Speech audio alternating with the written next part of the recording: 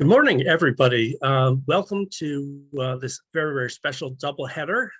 OSEA today presents two events in one, the special presentation by Leighton, government relations consultants that are going to be talking about opportunities to work with the government and through government to obtain the type of funding you need. And that will be followed immediately by our annual general meeting. Before we start, I'd like to read land acknowledgement. We here in Toronto are on the traditional territories of many Indigenous nations, including the Mississaugas of the Credit, the Anishinaabe, the Chippewa, the Haudenosaunee, and the Wendat peoples, and now is home to many diverse First Nations, Inuit, and Métis people. The City of Toronto also acknowledges that we are covered by Treaty 13 signed with the Mississaugas of the Credit, as well as the Williams Treaties that were signed by multiple Mississauga and Chippewa bands. We welcome you. We look forward to your participation. And we want to thank our first set of guest speakers, Alex and Fadja from Leighton Consulting. Off to you. Thank you, Leon, and thank you, Dan, for having us today. Today, we're going to discuss on how to, empower your business and for the members of the Ontario Sustainable Energy Association. I'm very excited because, we have few gems to share. And first of all, first things first, let me introduce myself.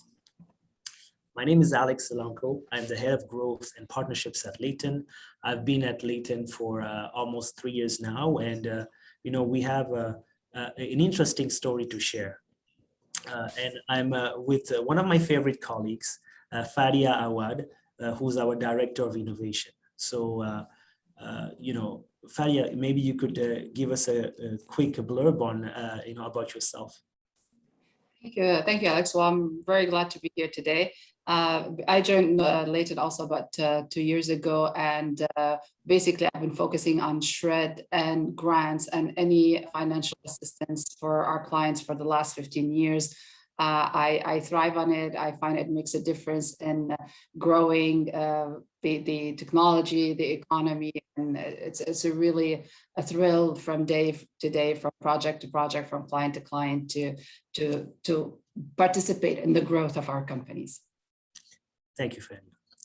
So yeah, like I said, I've been with Leighton for almost 3 years now, and there's an amazing Canadian story to share. But first thing first, again, I'd like to give you a little bit of intro on who's Leighton. So basically, Leighton, we are a global consulting firm, the largest private consulting firm around R&D tax credit. And in numbers, it's more than 26,000 clients, more than 1.5 billion in savings, secured for our clients. And we operate mostly in Western Europe, in North America, with 2,000 employees across 36 offices. We eat, breathe, and sleep R&D tax credit. And in the different countries where we operate in and the regions where we operate in, we were able to bring some additional value with different incentives, grants, or tax optimization services to make sure we maximize the savings that we are able to secure for our clients. So a little bit more about the Canadian story. So that's the favorite part I like to share about. So Leighton in Canada, we've been here since 2009, and we started off in Montreal. And when we started, it was still a fairly small operation till 2017, till the point where we had a change in leadership with the new managing director. So in April, May 2019, I was hired to start pretty much the Toronto operations, while the managing director was revamping the operations in Montreal. And when I started, and I love to tell that story, when I started, we were 3. There was myself and 2 senior consultants here, and in Montreal we have 15. Now fast forward to today, February 2022, we passed the 90 headcount in Montreal and the 75 in Toronto. And this been possible because we've been interested on a monthly basis by more than 45 new clients with our core service, which is SR&ED, the Scientific Research and Experimental Development. And alongside those, other programs such as grants like IRAP, Can Export, etc., that we're going to uncover, as well as other tax optimization services that were kind of requested by our clients in the process, like sales tax optimization or property tax review. And today it's today we even have offices in Calgary, and we passed the 1200 mark when it comes to clients. And this has been possible because we have a very specific process where we make sure that we don't leave any money on the table. And we also make sure that we minimize the workload on the client side. All this making sure that we are compliant to the program that we apply.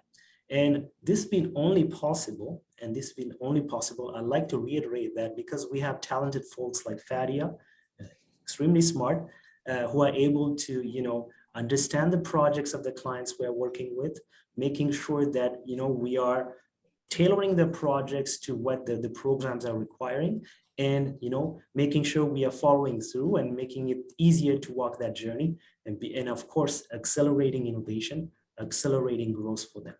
So yeah, that was pretty much it. On to you, Fadia. Thank you. So, I will start with obviously the main services. Like Alex said, we usually, our approach is as a partnership where we understand the technical, the financial landscape of where our clients are and they want to head. And we try to align any possible program to help them obviously increase their performance and their portfolio.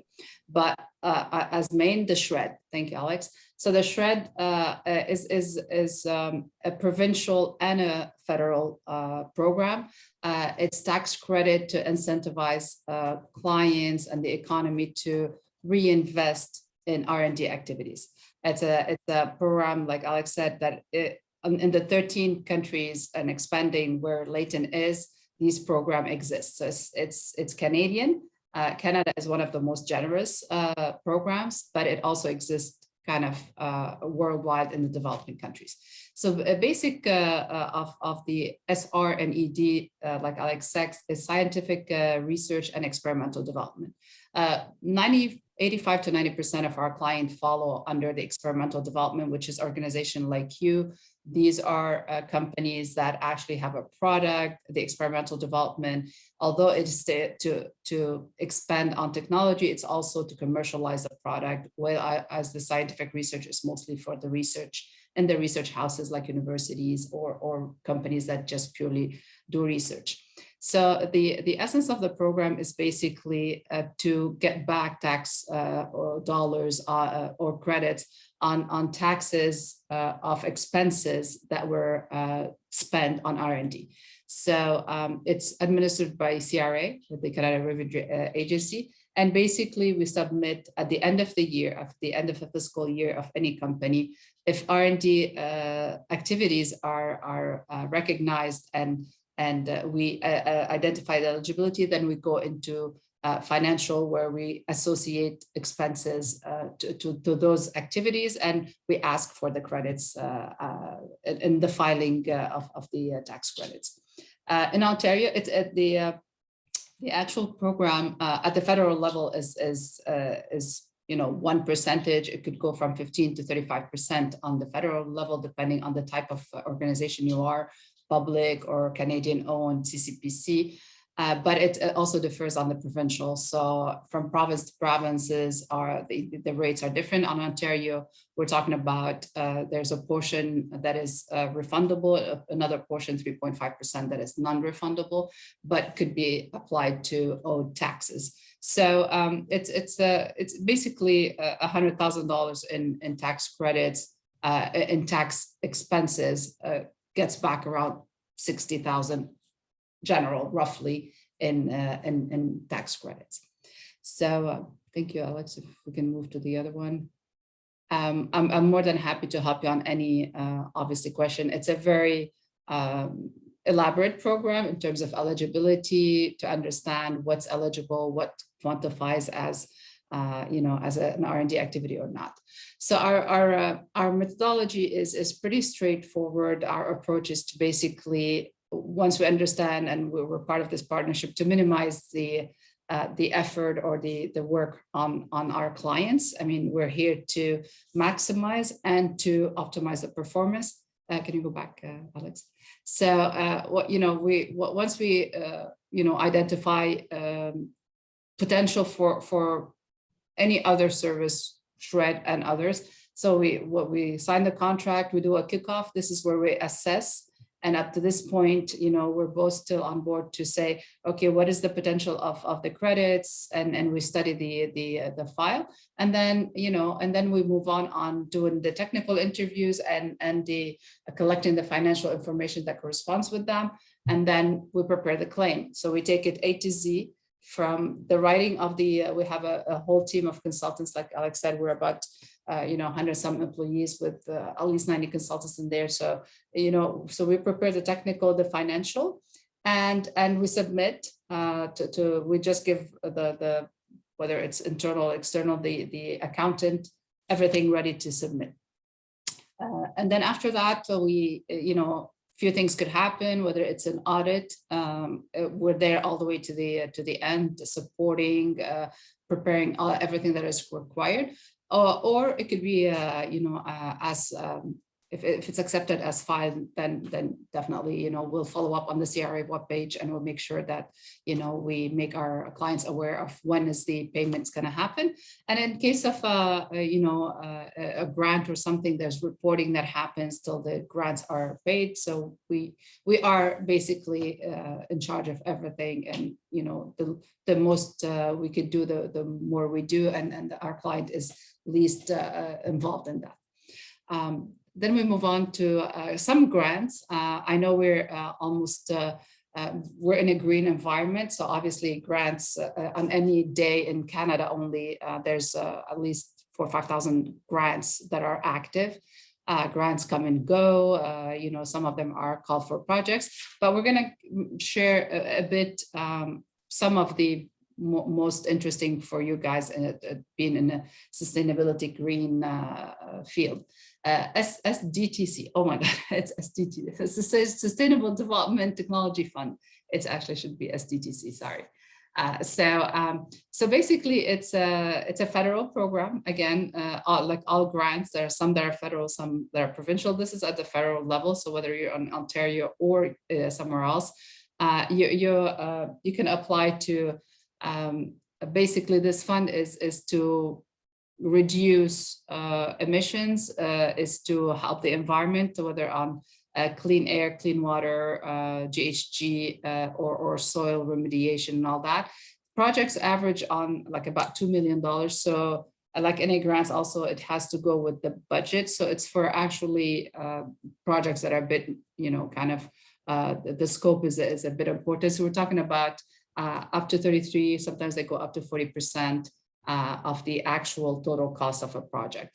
So this is a very highly solicited grant, but it's also very, very nice if we can quantify whether it's the benefits to the environment and to the economy. This grant is very it's very nice, and it's about 8 months to get from start to finish. But we have a relationship with the government, and we'll be more than happy to help you on that front as well. And other grants, Alex, if we can move. Retrofit for Ontario. This is specific for Ontario. It kind of exists. We have it in Quebec. I'm actually positioned in Quebec. We have it in British Columbia, whatever. These are energy efficiency programs. So they're not innovation driven, but basically on CapEx or on investments that are with the goal to have reduced energy, reduced better performance at the energy level, or even from a consumption perspective. So Hydro One, this is a program with Hydro One, has benefits. You have to be obviously with the IESO connected, but it basically benefits on up to 3 years, and reduction in the consumption. So that can help you invest into a greener environment for your industry or your actual plant or whatever warehouse or something, or even your buildings if you get into some kind of investment of that sort. We'll go back to, if we can move Alex a bit further. Expansion and grants, these are actually not related to green, but nevertheless, these are programs that are there to help you expand. So Can Export is one of those that if you planning any commercialization or even looking for an R&D partner abroad. So this is for activities outside of Canada. The Can Export is there to help you cover part of those expenses up to 50K. So these we sign at least, what is it, Alex, 15 of those monthly. So it really helps clients expand abroad. The IRAP is we call it a grant. It's a bit like very innovation driven, but it goes along a bit with SR&ED, but it's upfront payment. So IRAP is managed by NRC, National Resource Canada. And once approved, it can cover also R&D work, but on the upfront. So if it's approved, then it's a monthly or quarterly payments towards R&D activities. And this is also a federal program, Can Export as well. So these are generic. It could be in any industry as long as there's innovation on the Can Export and there's on the an IRAP and there's commercialization abroad for the Can Export. I'll move on to the next slide. Thank you, Alex. Now on the expansion, we have the CHRP is the subsidiary on employment. If you are a company that this is obviously new, it's for the recovery for hiring programs. So if we're hiring, if we have losses, there's a lot of if you want occasional COVID grants that are given that we can help you also apply to them and get whatever is owed to you. Strategic Innovation Fund, like I said, I'm talking about probably the most common one. Strategic Innovation Fund, it's a very large scale fund.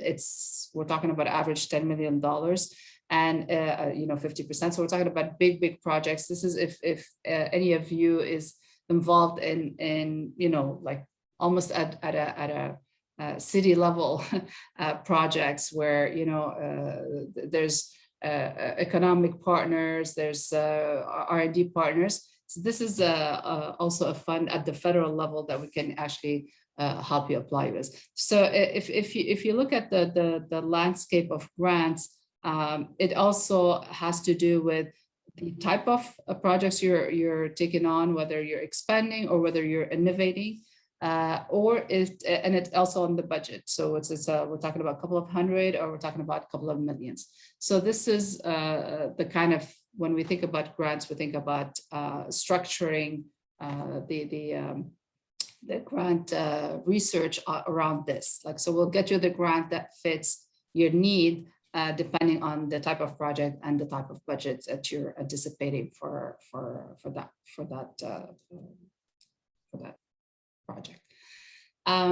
One single point of contact, and that's what I go back to saying that we work really on partnership. So unlike any other consultants out there, like when I go in, I can talk SR&ED, grants, tax credits, tax recovery, anything. So we do work in one single, even though inside we, internally, obviously, we have a whole team to manage different activities. The only thing is we have a single point of contact. We we promote regular meetings with our clients to, like whether it's on the credits at the end of the year, we're already aware of what's going on, as opposed to just, at the end of the year writing a report and haven't been involved. So we're very involved, and we have a single point of contact covering almost anything in the spectrum of financial performance, whether from credits to grants to tax recovery to tax benefits to everything. So I think that's Alex, you wanted to add something? Yeah. If I can add up on that, Fadia, it's I like to say this way. We like to use SR&ED as the backbone of the innovation funding strategy, because it is something you can claim year over year, and you can somewhat budget or plan. And the quarterly touch points often, or like the regular touch points of our clients, are a way for us to understand where the R&D, the research, or the growth is going, so we can suggest accordingly, the programs that exist, so the incentives that we may be able to leverage. So internally, often the conversation is, how can we offset a future investment? What is the best way to do that? What is the best roadmap to do that? One solution for a client may not be the best for the other one. And the only way to differentiate that for us is through those touch points and through one single focal point, like Fadia mentioned.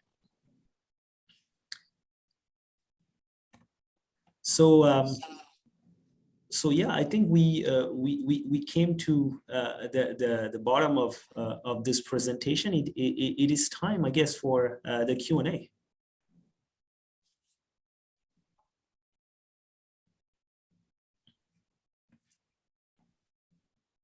Do we want to check the chat, or? Yeah, I guess so. Yes, we should take the questions by chat. So please feel free to ask Alex or Fadia any questions. Yeah, it's always hard to condense. So, I felt like I'm a very, very kind of not expanding as much as I would like to. It's just always frustrating for. So maybe what I could do is kind of give a typical question we are asked, and that could feed up some ideas in the audience. So, Fadia, typically there's something we like. Maybe there's certain pitfalls we need to avoid when we file a claim, and when it comes to SR&ED, especially when we leverage grants at the same time. Would you be able to maybe expand on that? Yeah, I mean, again, it's you have to look at the file as a whole. So SR&ED, is very specific, and it has to have a high level degree of innovation. And the expenses are usually limited to salaries, subcontracting, and material. Obviously, a bit more difficult, but it has to be consumed or transformed. But so most people think that they're doing R&D where it could be different. So we have to understand the criteria for R&D to be able to do that. And you have to understand also, when you talk about a whole strategy, that grants, if they're applied against salaries, they're gonna come and offset some of the SR&ED that we can claim. And this is where we actually come in and do a study of the whole portfolio and give scenarios, and we do simulations on where is the best claim that we could do, especially when multiple possibilities are there. So when we tell people, okay, let's do SR&ED, and they're applying for grants, we look at that and we say, well, you know what? Sometimes we advise them to get the expenses somewhere else as a salary. Sometimes we say, you know what, it's not worth it, let's keep it in SR&ED. So this is the kind of things that, some of our clients, they say, oh, you know what, we're gonna go for this grants and stuff, and then they lose on the SR&ED. So it's a really, there's a bit of logic and strategy to do behind. Seems like it answers one portion, or like answers a part of the question of Matthew's asking, any comments on stacking multiple incentives. So what we for sure. I mean, go for it, Fadia, please. Yeah, even on the grants, they're stackable depending on the program. Some programs say up to 60% max of a project cost. Some they say up to 75. So that's we look very closely into how much we can stack, and like anything else, the dollar cannot be claimed multiple places. So yes, we do stacking. We strategize where is the best, and we try with the grants to cover something that is not on the SR&ED. Grants usually can allow for, let's say, demo sites and equipment which are not on the SR&ED. So we do have a winning, and we do stack. And I want to go back to Ralph. He had said that not the amounts. The retrofit grants is very specific in the amounts. There's a portion of it which is retrofit. It's a standard which for, let's say, LEDs, it's a very predefined number for LEDs, for, let's say, HVAC for something. And there's one that it's custom, and this is basically when it's not a specific equipment, not defined in the standard program, and that is you do a yearly, if you want to, we take a 1 year consumption and we compare it to what if we apply performant equipment, what happens.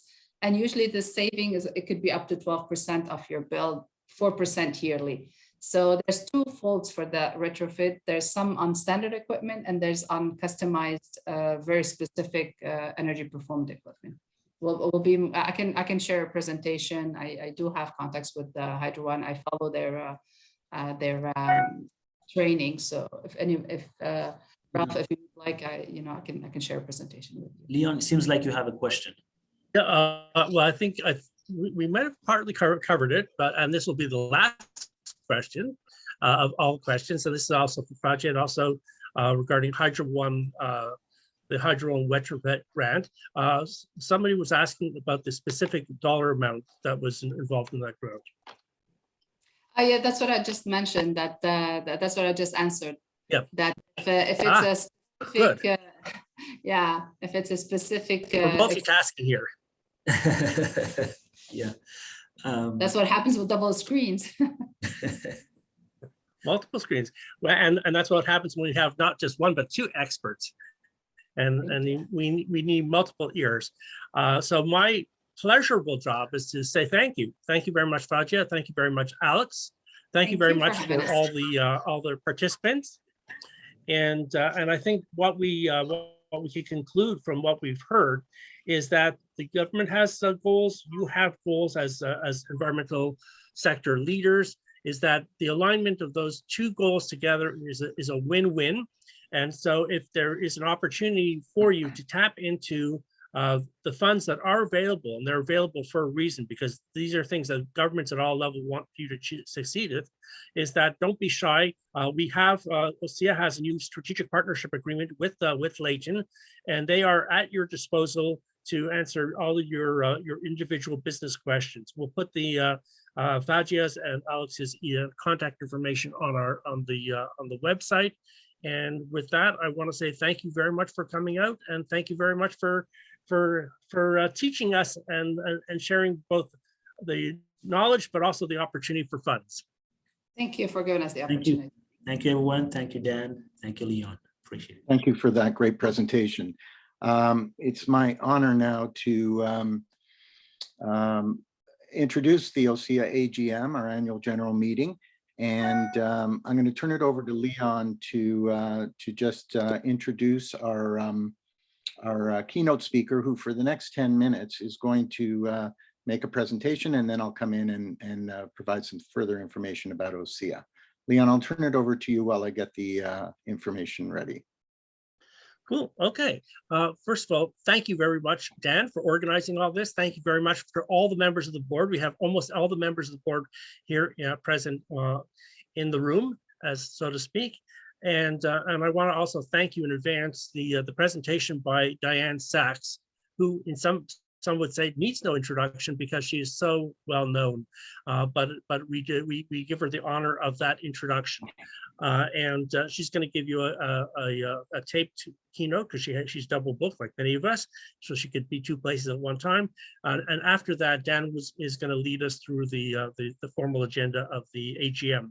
So Diane Sachs is a PhD in law and is one of Canada's most respected environmental lawyers. She ran an environmental law boutique firm for 25 years and then became the environmental commissioner for Ontario, the second one. And she served in that capacity from 2015 to 2019. And in that role, she reported to the legislature of Ontario about environmental, energy, and climate change issues.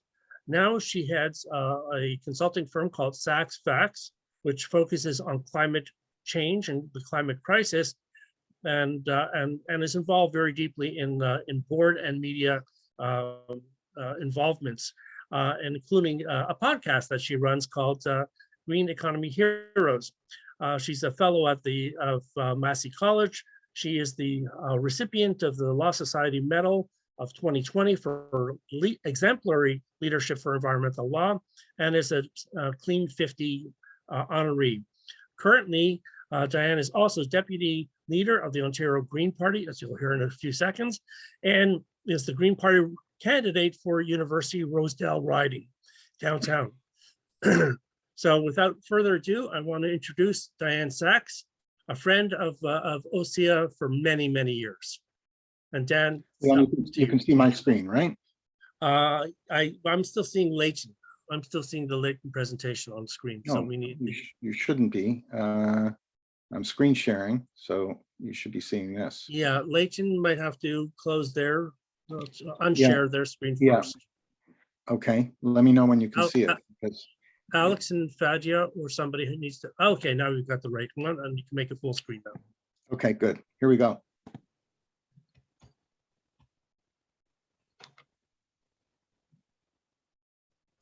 Hello, I'm Diane Sachs. I was the last Environmental Commissioner of Ontario.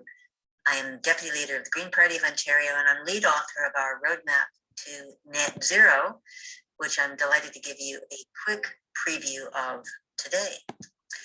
You folks all know the Intergovernmental Panel on Climate Change has made horribly clear that we're in a code red situation. But there's still an opportunity to seize and make a much better future. And our roadmap to net zero is a concrete Ontario plan for how we get there. You folks know better than most people in Ontario that really all Ontario has done so far to reduce our climate pollution is to get coal out of electricity. Now that was huge, but that work was finished in 2014, and we haven't really done anything else to reduce our climate pollution. And in fact, we're now, Canada's the worst in the G7, and Ontario has done virtually nothing in the last few years. So if we want a serious climate and environmental plan, it has to include at least these three things. We have to crush climate pollution, we have to restore water and nature, and we need to leave nobody behind. We have to succeed together. I only have a few minutes today. I'm just going to talk about crushing climate pollution. I'd encourage you to read the whole plan. It's posted on the Green Party of Ontario website, and it's also on my campaign website, votefordiane.ca, and you'll also find some briefing notes there that you might find helpful. What do we need to do to crush climate pollution? Well, the basics are obvious. We need a zero carbon law. We need to have a good carbon fee and dividend. Energy is critical. I'll talk to you about that in more detail. We need to cut fossil fuels in half in transport this decade. We have to cut it 40% in buildings this decade. And we also have to build clean tech businesses. But the foundation for it all, and something that we haven't seen in any other party's platform, I think anywhere in Canada, is to take the Intergovernmental Panel on Climate Change's warning seriously and have a science-based carbon budget for the rest of the century. And for Ontario, the largest amount that we could possibly claim as our fair share of the remaining capacity of the atmosphere to absorb climate pollution is 1,630 megatons. There's lots of reasons for arguing that that's too high. I don't see a path right now for us staying below that. So this plan says, all right, we will stick with 1,630 megatons for the rest of the century. And if everybody in the world did that, we'd still have a 50% chance of a 1.5 degree future, which is what we need for a stable climate. This is how we would spend.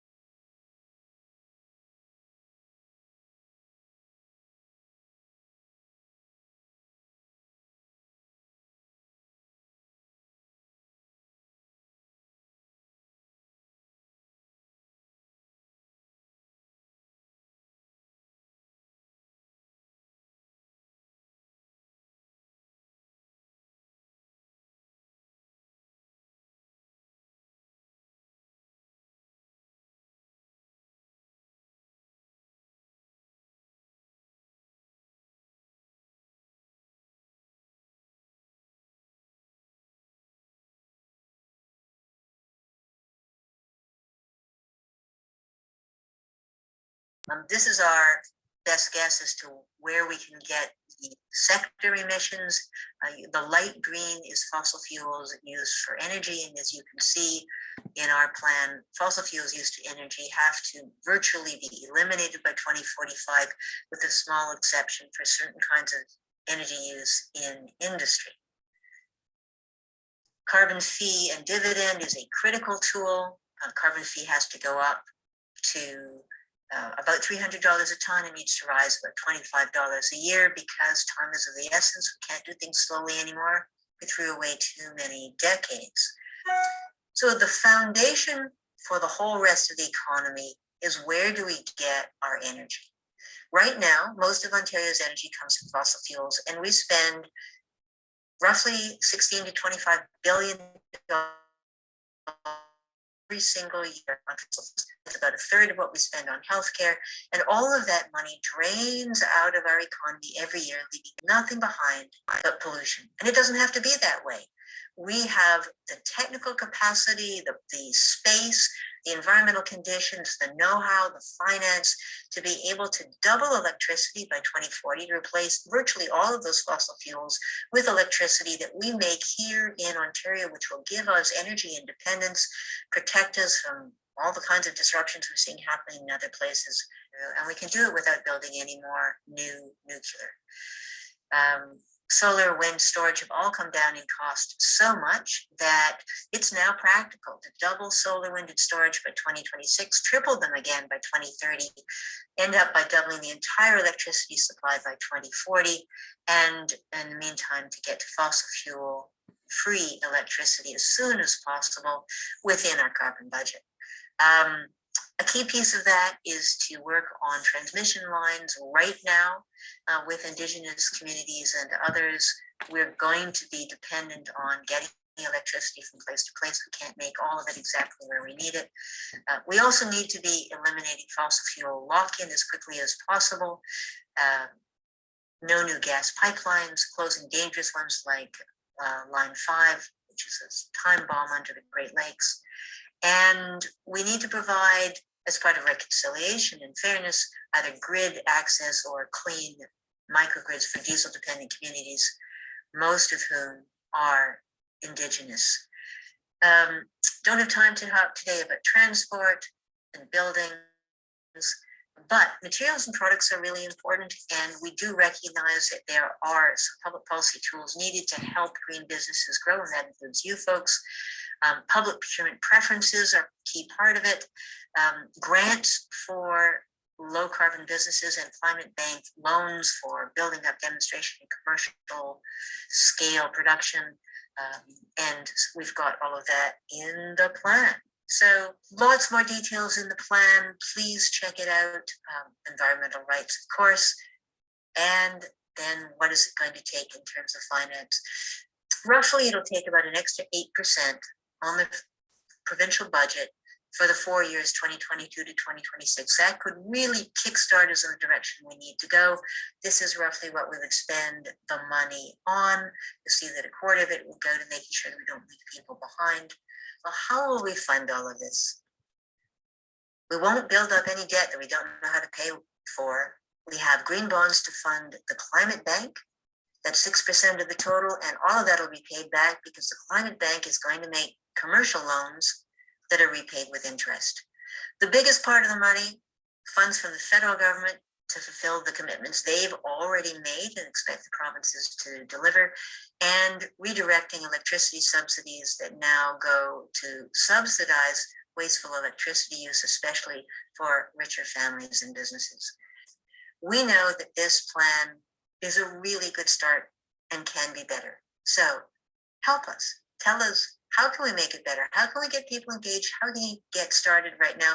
How can you use this plan as a benchmark for getting public policy across the country? We'll learn more, give us feedback. We really look forward to hearing from you. Thank you so much and have a great meeting.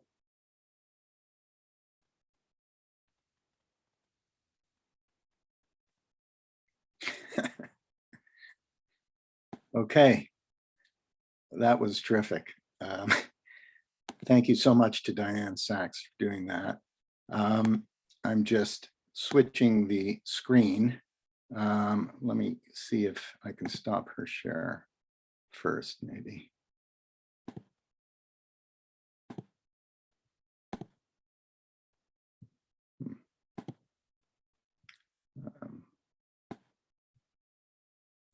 Leon, are you able to see this? Okay. Terrific. So let me just go back to the beginning here. So welcome to the OSEA AGM. My name is Dan Goldberger. I'm the chair of the board of directors. Let me just see if I can, well, I'll just leave it as is for now. So first, we heard the state of affairs of sustainability and energy in Ontario from Diane Sachs. The agenda for my talk is really just the current board of directors that we have, the interesting rebrand initiative that OSEA has underway, a bit about our members and a survey that we would like to do, and opportunities that we have for establishing new councils or working groups, and some of our members who might be interested in participating in that, a call for directors, and some planned events. So first, we have recalibrated our vision and our mission, and our vision is a net zero climate resilient future for Ontario. Our mission is to accelerate this transition to low or zero carbon technologies by supporting sustainable energy technologies and businesses. Our website's indicated there. Our board of directors include Mary Tsai, who's the vice chair with Enbridge, Leon Wasser, whose names and titles, and you've heard a lot from him already. He's the vice chair of policy and events and a principal in his own firm, Wasser Resources. Rizwan Khan, who's our secretary of the board and a principal in a law firm called Veritas Lex. Kay Val, who's a lead on financing issues, an independent member who works at Citi. Jasmini Prasad, a lead on ESG and similar issues on One World Consultants is her firm. James Kennedy, a lead on hydrogen and CHP, who works at Hycamite. And Gino DeRezzi, who is a long-established expert on geothermal and has his own firm called Ground Heat. I wanted to just touch base on a couple of strategic areas that we're focusing in on this year. One is hydrogen and renewable fuels. One is geoexchange. One is energy efficiency.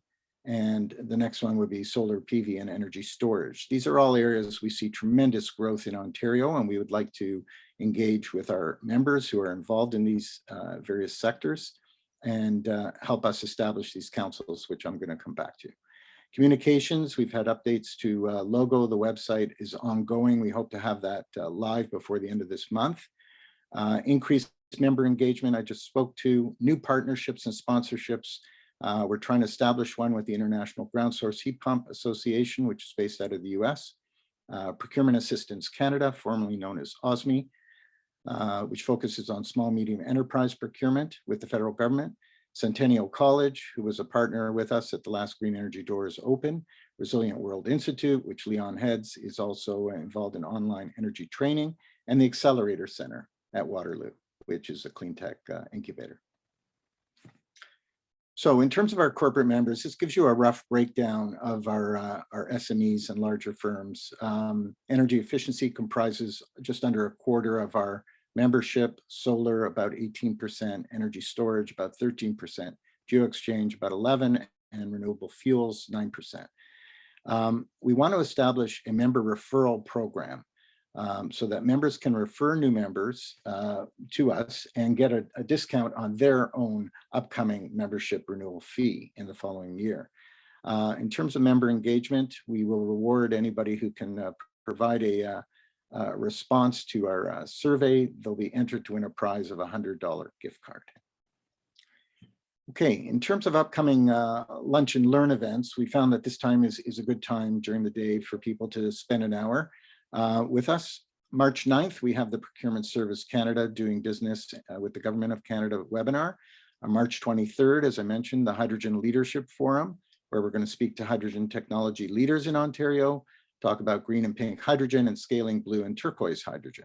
On April 27th, we'll have a geothermal energy leadership event with GeoExchange leaders in Ontario and financing geothermal projects. And May, with a date to be announced shortly, we have an event on ESG reporting and supply chain, looking at Scope 3 emission reporting effects on SMEs as it impacts the supply chain. As well, ESG linked financing will be spoken about. We had our Green Energy Doors Open event last October, which we thought was a huge success. We partnered with Centennial College, as well as with the Accelerator Center, and it was sponsored in part by Enbridge. So we established a number of categories that we would like to continue along with. And we're going to extend the deadline, give a lot more time to receive those entries. And the deadline to submit will now be July 15th. We're looking for the best in class technologies for these awards, and they will get a chance to present at our upcoming GIDO 22 event, September 28th. And we may also combine that with a hybrid event joining that day or just before, still to be determined. So what are the new opportunities? We have an open call for board of directors. We have up to 4 spots available for the next 2 years. We're especially interested in people who are experts in the following areas: communications, IT, fundraising, advocacy, and energy efficiency. And in terms of an open call for councils or working groups, we would like to establish as many of these as possible. The parameters of each council and working group will be established by those volunteers. And essentially, it's to develop policy and drive advocacy.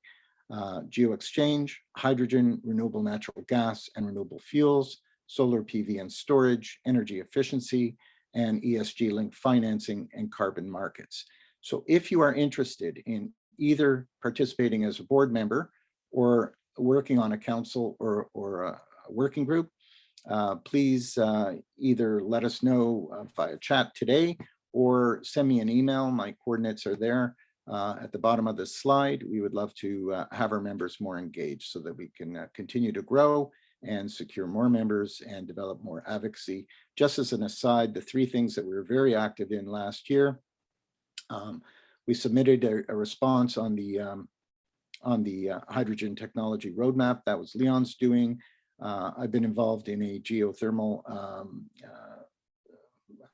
policy development with the provincial government, which has now got about 50 people involved to amend and update a regulation to harmonize it with other markets. And we've also participated with the province in consultations related to community net metering standards. And that'll continue to be a topic probably post-election this year. And of course, we're very active as a recognized intervener at the Ontario Energy Board, where we use Williamson Shire LLP and Power Advisory LLC to guide us. So I think I've given a fair bit of information. I'm going to stop the share at this point. And if there are questions via chat that people, let me just go in and see if, okay, we got from David Katz, interested in energy efficiency, board or council position. That's great. Thank you, David. And like I said, if people want to share that directly now, that's fine. If not, I think we've been judicious in our time today. Are there any questions that people want to put forward at this time? I'd be happy to take them.